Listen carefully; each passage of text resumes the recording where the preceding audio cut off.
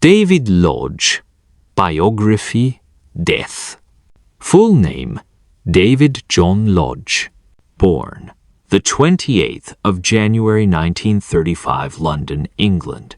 Died the 1st of January 2025, Birmingham, England.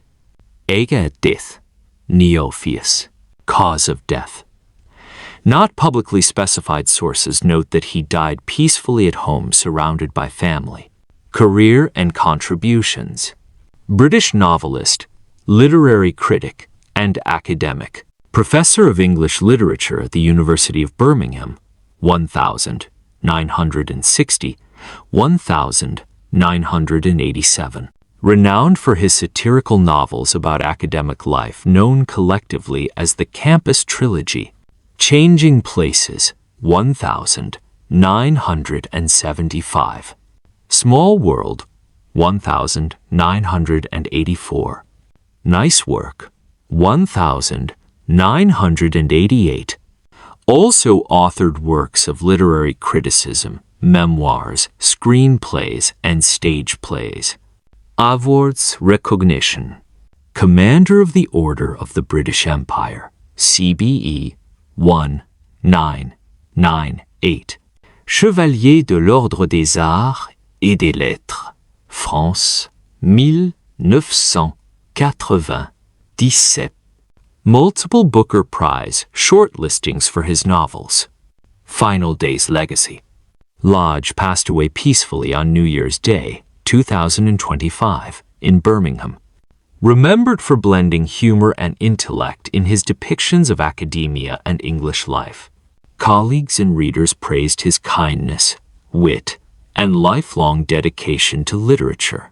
In the world of English literature, a few writers managed to turn the quiet corridors of universities into stages of wit, ambition, and humanity. Among them stood one remarkable man, David John Lodge. A novelist, literary critic, and academic, David Lodge devoted his life to exploring what it means to think, to teach, and to love in the modern world. Born in London in 1935, and passing away peacefully in Birmingham in 2025, Lodge's career spanned over 6 decades. He bridged the gap between academia and the everyday world, transforming intellectual life into something funny, warm, and deeply human. This is the story of David Lodge, his journey from a working-class boy in post-war England to one of the most respected literary voices of the 20th and 21st centuries. David John Lodge was born on the 28th of January 1935 in South London, England. He grew up during the hardships of World War II, a time that shaped his early imagination and his later sensitivity to the absurdities of modern life. Lodge's family was Catholic and working class, values that would deeply influence his writing. As a boy, he loved reading and storytelling, a habit encouraged by his parents, who saw education as the key to a better life. After attending St. Joseph's Academy, Lodge earned a scholarship to University College London, UCL. It was here that he discovered his lifelong passion for literature, especially the works of James Joyce, Henry James, and Graham Greene.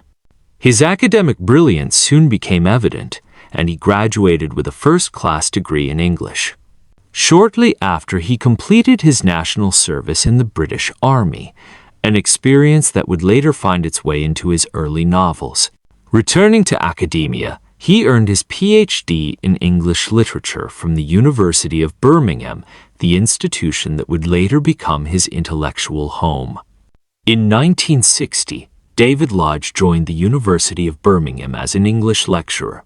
The post-war British university system was expanding rapidly, and Lodge found himself in a new kind of cultural laboratory, a place filled with ambition, rivalry, and eccentric personalities. This academic world became the perfect inspiration for his fiction, balancing teaching, research, and writing. Lodge slowly began to carve his dual identity, the professor and the storyteller. His first novels, The Picture Goers, 1960, and Ginger, Your Barmy, 1962, reflected working-class life, Catholic values, and the emotional uncertainties of modern Britain. But it was not until the 1972 that Lodge truly found his distinctive voice. Lodge's name became synonymous with the campus novel, a genre that humorously and insightfully portrayed academic life. His breakthrough came in 1975 with Changing Places. It told the story of two professors, one British, one American, who switched jobs and lives for a semester. It was sharp, funny, and filled with empathy for the intellectual struggle between thought and feeling. The success was followed by Small World, 1984, a sparkling satire of international academic conferences, filled with travel, romance, and philosophical irony. It was even shortlisted for the Booker Prize.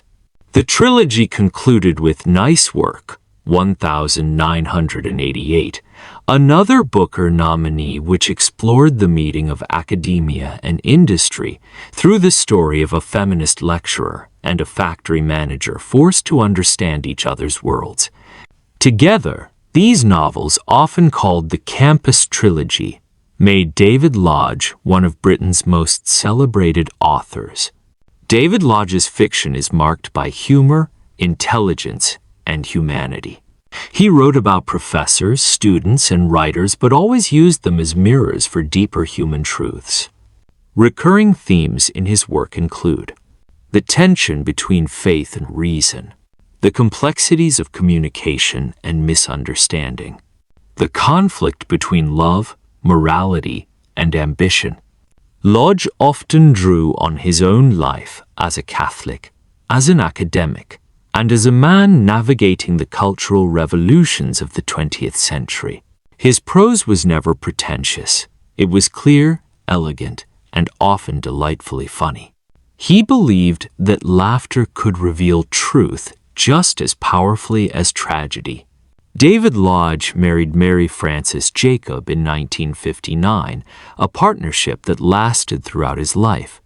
They raised 3 children together and remained based in Birmingham, where Lodge lived quietly, far from celebrity culture. Despite his fame as a writer, Lodge was known for his humility and warmth. Students remembered him as a kind teacher. Colleagues admired his sharp intellect and gentle humor. A devout yet questioning Catholic, Lodge often explored faith with honesty rather than dogma. He once said, "Is greater than I am a believer who cannot quite believe." This paradox defined both the man and his art. After the success of his campus novels, Lodge continued to experiment with form and genre.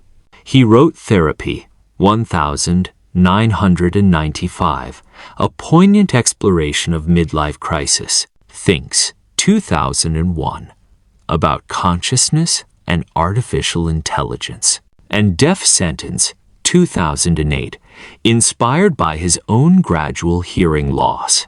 He also wrote memoirs Quite a Good Time to Be Born, 2015, and Writer's Luck, 2018, chronicling his journey through literature and life.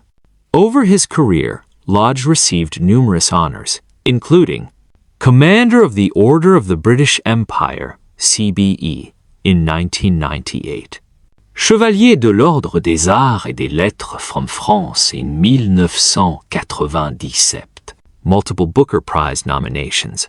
Though David Lodge was never motivated by wealth, his success brought him both financial stability and creative freedom.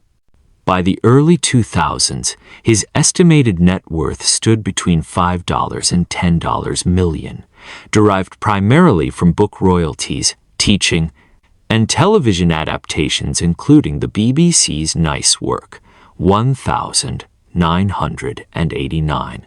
He lived modestly in Birmingham, preferring the quiet rhythm of academia and writing over the glamour of London literary circles. His home was filled with books, notes, and the hum of typewriters later replaced by computers, but never by noise. Friends often described his lifestyle as comfortable, intellectual, and calm.